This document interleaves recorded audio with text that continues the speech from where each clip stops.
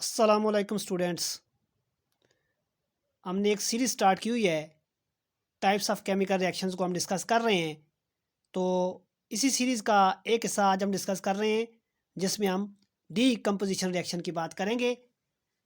तो number one ये बात याद रखनी है कि डीकम्पोजिशन रिएक्शन सिंथेसिस रिएक्शन या कम्बिनेशन रिएक्शन के बिल्कुल अपोजिट है। तो डीकम्पोजिशन रिएक्शन में क्या होता है जी? डीकम्पोजिशन रिएक्शन में एक सिंगल लार्ज कंपाउंड जो होता है वो डीकम्पोज होता है, टूटता है। ज़ाहिर बात है सादा चीज़ों में टूटता है, तो ये दो एलिमेंट्स में भी टूट सकता है।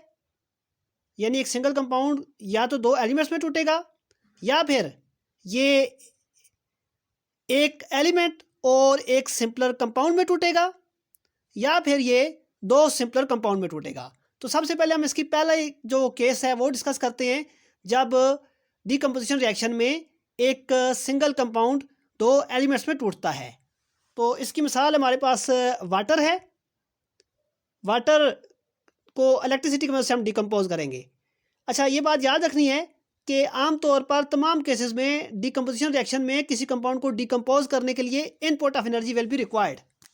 ये बात याद रखनी है कि input of energy it will always be required in case of decomposition reaction.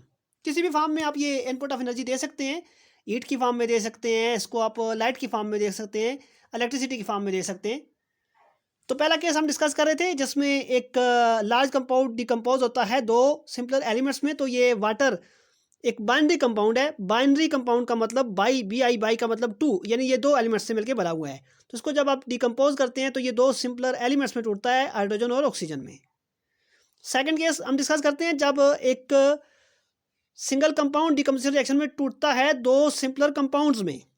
तो इसके लिए हमने जो मिसाल ली हुई है वो कैल्शियम कार्बोनेट की ली हुई है। ये टूटता है जब इसको हीट करते हैं तो कैल्शियम ऑक्साइड और कार्बन डाइऑक्साइड में।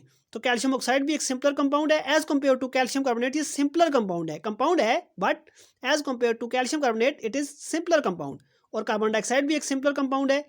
तो कैल्शियम कार्बोनेट खुद एक टर्नरी कंपाउंड है, यानी टर्नरी का मतलब तीन एलिमेंट्स पे ये मुश्तमिल है, कैल्शियम, कार्बन और ऑक्सीजन पे।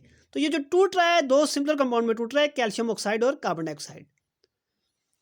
इसी तरह से एक और केस है जिसमें एक डीकम्पोजिशन रिएक्शन में एक सिंगल कंपाउंड टूटेगा एक एलिमेंट में और एक सिंपलर कंपाउंड में, जिसमें एक सिंगल लार्ज कंपाउंड टूटता है एक एलिमेंट में और एक सिंपलर कंपाउंड में। इसकी मिसाल हमारे पास है जी, दो मिसालें हैं इसकी हमारे पास। हाइड्रोजन परऑक्साइड है जो कि एक बाइनरी कंपाउंड है, क्योंकि हाइड्रोजन परऑक्साइड दो एलिमेंट्स पे मुश्तमिल है, हाइड्रोजन और ऑक्सीजन। इसको जब आप हीट करेंगे तो ये टूटेगा दो, एक कंपाउंड में जो वाटर है और ऑक्सीजन में टूटेगा ये। तो ये मिसाल है जिसमें एक लार्ज कंपाउंड टूट रहा है एक सिंपलर कंपाउंड यानी water as compare to hydrogen peroxide H2O is simple. तो ये टूट रहा है एक सिंपलर कंपाउंड यानी H2O वाटर में और एक एलिमेंट यानी ऑक्सीजन में। और दूसरी मिसाल हमने इसके लिए जो ली हुई है वो है हमारे पास पोटाशियम क्लोरेट। और पोटाशियम क्लोरेट जो है ये टर्नरी कंपाउंड है, इसको आप टर्नरी कंपाउंड कह सकते हैं क्योंकि ये तीन एलिमेंट्स पे मुश्तमिल है, पोटाशियम, क्लोरीन और ऑक्सीजन। तो इसको जब आप डिकम्पोज करते हैं तो ये पोटाशियम क्लोराइड और ऑक्सीजन में डिकम्पोज हो रहा है, यानी एक सिंपलर कंपाउंड और एक एलिमेंट में ये डिकम्पोज हो रहा है। इसके अलावा चौथा केस भी बनता है कभी कभार डीकम्पोजिशन रिएक्शन में, जब डीकम्पोजिशन रिएक्शन में ये जो प्रोडक्ट्स मैंने बताए हैं इनके अलावा कुछ और किस्म के प्रोडक्ट्स बनते हैं, लेकिन वो कभी कभार ही होता है। तो ज़्यादातर हमेशा याद रखिएगा डीकम्पोजिशन रिएक्शन में एक सिंगल कंपाउंड टूटेगा या तो दो सिंपलर एलिमेंट्स में, या एक एलिमेंट और एक सिंपलर कंपाउंड में, या फिर ये जो लार्ज कंपाउंड है डीकम्पोजिशन रिएक्शन में वो टूटेगा दो सिंपलर कंपाउंड्स में। जो पहचान क्या है, आइडेंटिटी क्या है इसकी डीकम्पोजिशन रिएक्शन की, कैसे आप इसको पहचान सकते हैं कि ये डीकम्पोजिशन रिएक्शन है? तो डीकम्पोजिशन रिएक्शन में रिएक्टेंट हमेशा एक ही होगा। जिस तरह से हमने देखा था कि सिंथेसिस रिएक्शन में या कम्बिनेशन रिएक्शन में, कम्बिनेशन रिएक्शन को हम सिंथेसिस रिएक्शन भी कहते हैं, तो कम्बिनेशन रिएक्शन की आइडेंटिटी हमने बात की थी, ये होती है कि उसमें प्रोडक्ट सिंगल होता है।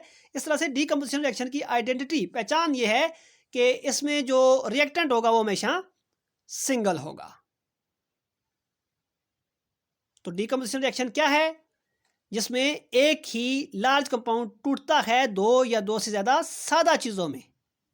यानी ये दो या दो से ज़्यादा चीज़ें, दोनों एलिमेंट्स भी हो सकते हैं, दोनों कंपाउंड्स भी हो सकते हैं, और एक एलिमेंट और एक कंपाउंड भी हो सकता है, और दोनों सिंपलर कंपाउंड्स भी हो सकते हैं। तो ये था डीकंपोजिशन रिएक्शन। और डिकम्पोज करने के लिए हीट भी देनी पड़ती है, ये बात हम कर चुके हैं। उम्मीद करता हूँ कि आपको इस टॉपिक की समझ आई होगी, और अगर कोई क्वेश्चन हो या कोई प्रॉब्लम हो तो वो आप कमेंट्स में पूछ सकते हैं। टर्नरी कंपाउंड्स के बारे में याद रखिएगा, जब भी टर्नरी कंपाउंड, ऐसे कंपाउंड जो तीन एलिमेंट्स में मुश्तमिल हैं, इनको जब भी डिकम्पोज करेंगे तो ये तीन अलग-अलग एलिमेंट्स में कभी नहीं टूटेंगे। तो अगर आप इस चैनल पर नए हैं, अभी तक आपने इस चैनल को सब्सक्राइब नहीं किया तो इसको सब्सक्राइब कर लें। वीडियो को अगर अच्छी लगी है तो लाइक करें, अपने फ्रेंड्स के साथ शेयर करें। अपना और अपने इर्द गिर्द के लोगों का ख्याल रखिएगा। Thank you very much. अल्लाह हाफिज़।